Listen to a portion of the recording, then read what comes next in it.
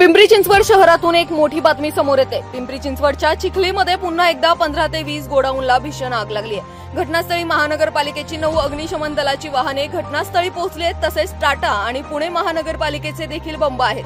काही किलोमीटर अंतरावरून धुराचे लोट दिसत असल्याने ही आग मोठी असल्याचं बोललं जात आहे। चिखलीत अनेक अनधिकृत गोडाऊन आहेत। भंगार व्यावसायिकांवर कारवाई करणे ही महानगरपालिकेची जबाबदारी आहे, परंतु चिरीमिरीसाठी महानगरपालिकेचे अधिकारी अनधिकृत आणि बेकायदेशीर गोडाऊनवर कारवाई करत नसल्याचं बोललं जात आहे। चिखलीमध्ये नेहमीच आगीच्या घटना घडतात। आज 10च्या सुमारास चिखली कुडाळवाडी येथे गोडाऊनला भीषण आग लागली आहे। आग आटोक्यात आणण्यासाठी अग्निशमन दलाच्या एकूण 9 गाड्या घटनास्थळी पोहोचल्यात। आग आटोक्यात आणण्यासाठी शर्थीचे प्रयत्न अग्निशमन दल करत आहे। चिखलीमध्ये मोठ्या प्रमाणावर भंगार व्यवसाय आणि गोडाऊन असल्याने त्या ठिकाणी नेहमीच आग लागते। यावर महानगरपालिकेने कायमचा तोडगा काढणे देखील गरजेचे आहे, कारण आजूबाजूला नागरी वस्त्या अनेक नागरिक हे चिखली परिसरात राहतात। या आगीच्या धुरापासून त्यांच्या आरोग्याला धोका देखील उद्भवू शकतो, हे नाकारता येत नाही।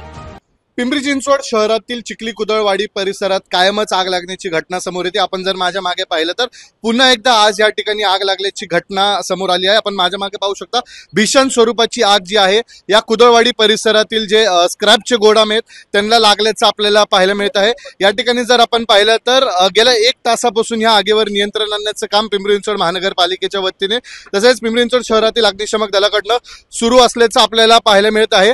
वारंवार जे आहे पिंपरी चिंचवड शहरातील याच चिखली कुदळवाडी परिसरात आग लागल्याची घटना जी आहे ती समोर येत असते। आपण जर पाहिलं तर या ठिकाणी अद्यापही समजलं नाही की अधिकृत का अनधिकृत गोदाम आहेत ज्यांना आग लागल्याचं या ठिकाणी आपल्याला पाहायला मिळत आहे। ही आग इतकी भीषण आहे की गेल्या 1 तासापासून पिंपरी चिंचवड शहरातील अग्निशमक दलाकडनं या ठिकाणी या आगीवर नियंत्रण आणण्याचं काम सुरू आहे। आपण जर माझ्या मागे पाहिलं तर मोठ्या स्वरूपाची आग आपल्याला पाहायला मिळत आहे। मोठं नुकसान जे आहे ते या ठिकाणी या स्क्रॅपच्या गोदामांचं झालेलं आपल्याला पाहायला मिळत आहे। सध्या आपण ह्या आग लागल्याच्या घटनास्थळी असलेल्या एका मशिदीच्या टेरेसवर आपण उभा आहोत। या ठिकाणी जर आपण पाहिलं तर या ठिकाणाहून देखील पिंपरी चिंचवड शहरातील अग्निशमक दलाकडनं युद्ध पातळीवर जे आहे ही आग विझवण्याचं काम सुरू असल्याचं आपल्याला पाहायला मिळत आहे। ही आग आणखी वाढल्याचं आपल्याला पाहायला मिळत आहे। या ठिकाणी जर आपण पाहिलं तर 6 पेक्षा अधिक अग्निशमक दलाचे बंब असतील, वॉटर टँकर असतील ते घटनास्थळी दाखल झालेत, तरी देखील आगीवर नियंत्रण मिळत नसल्याचं आपल्याला या ठिकाणी पाहायला मिळत आहे। या ठिकाणचे जे नागरिक आहे त्यांना सुखरूपपणे पिंपरी चिंचवड महानगरपालिका असेल, पोलीस प्रशासन असेल त्यांच्या वतीने जे आहे ते घटनास्थळापासून लांब एका सुरक्षित स्थळावर हलवण्याचं काम या ठिकाणी सुरू असल्याचं आपल्याला पाहायला मिळत आहे। पिंपरी चिंचवड शहरातील जे अग्निशमक दलाचे उपायुक्त आहेत मनोज लोणकर ते देखील या ठिकाणी आल्याचं आपल्याला पाहायला मिळत आहे। पोलीस प्रशासन या ठिकाणी आलेले आहेत, त्याचबरोबर जे पोलीस मार्शल आहेत ते देखील या ठिकाणी असल्याचे आपल्याला पाहायला मिळत आहे। नेमकी ही आग कशामुळे लागली हे अद्यापही स्पष्ट झालं नसलं तरी देखील आपण पाहू शकतो जवळपास या ठिकाणी स्थानिक नागरिकांनी दिलेल्या माहितीनुसार 15 ते 20 गोदामांना ही आग लागली आहे। ही आग इतकी भीषण आहे की जवळजवळ हे सगळेच गोदाम जळून खाक झालेत, तरी देखील आपण आता या ठिकाणी आपलावरच्या कॅमेऱ्याच्या माध्यमातून पाहतात या ठिकाणी पिंपरी चिंचवड शहरातील अग्निशमक दलाकडनं आग विझवण्याचं काम हे युद्ध पातळीवर सुरू आहे। आग इतकी भीषण आहे की अद्यापही आगीवर नियंत्रण मिळालेलं नाहीये। आपण जे आहे वेळोवेळी या ठिकाणी या संपूर्ण घटनेचा आढावा तुमच्यापर्यंत पोहोचवत राहणार आहोत, पण सध्याच्या स्थितीला मिळालेल्या माहितीनुसार यामध्ये कोणतीही जीवितहानी झाली नाही, त्याचबरोबर कोणी यामध्ये जखमी नाहीये। जवळजवळ 2.5 तास झाले तरी देखील आगीवर नियंत्रण अद्यापही मिळालेलं नाही। आपण जर माझ्या मागे पाहिलं तर या ठिकाणी एक गोडाऊन आहे मोठं, त्याला थोड्या वेळापूर्वी त्या ठिकाणी काहीच नव्हतं, तर आता जर आपण पाहिलं तर ही आग पसरत त्या गोडाऊन पर्यंत गेलेली आहे। ते गोडाऊन देखील पेटलेले।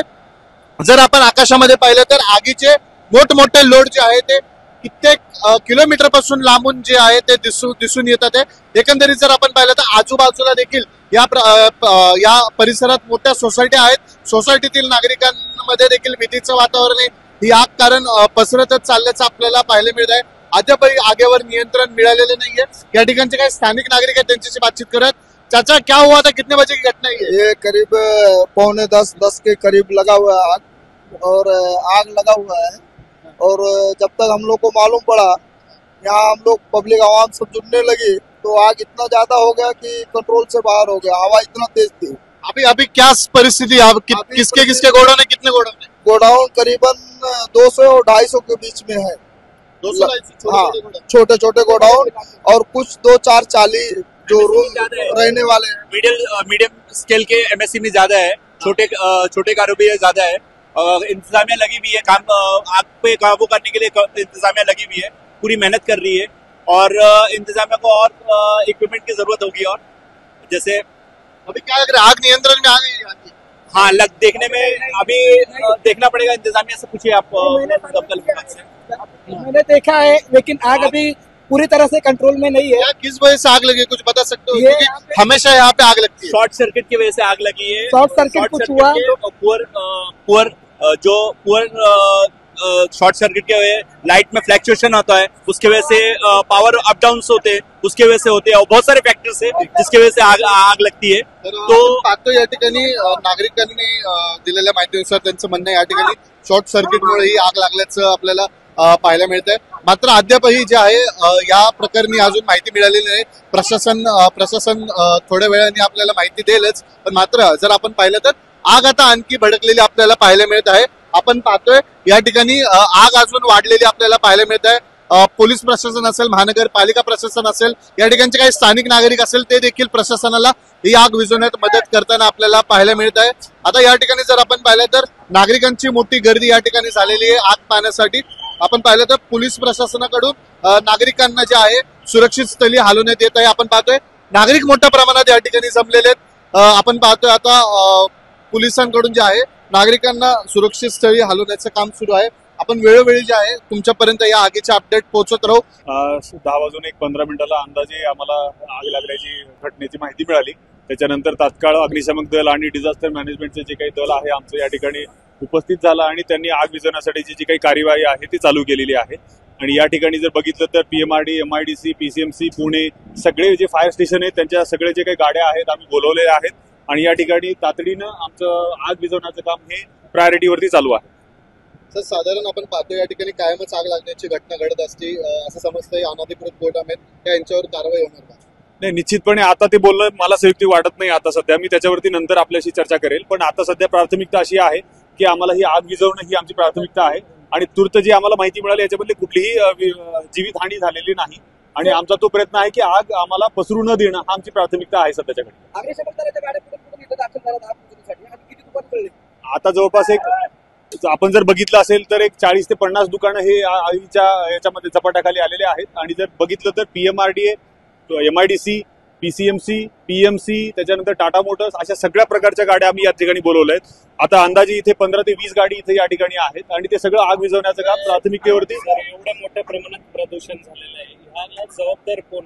निश्चित हे सगळं प्रकरण झाल्यानंतर याच्यामध्ये जबाबदार कोण, ही कशामुळे लागली, ह्या सगळ्याचा उलगडा केला जाईल आणि निश्चित त्याच्यावरती आवश्यक ती कारवाई केली जाईल। मात्र अद्यापही जे आहे प्रशासनाकडनं हे समजलेलं नाहीये की यामध्ये कोणती जीवितहानी झाली आहे का नाही झाली। त्याचबरोबर यामध्ये किती नुकसान झालं हे देखील आपल्याला थोड्या वेळात कळेल। कॅमेरामॅन भानुदास शिवरायसह प्रसन्न तरडे, आपला आवाज पिंपरी चिंचवड।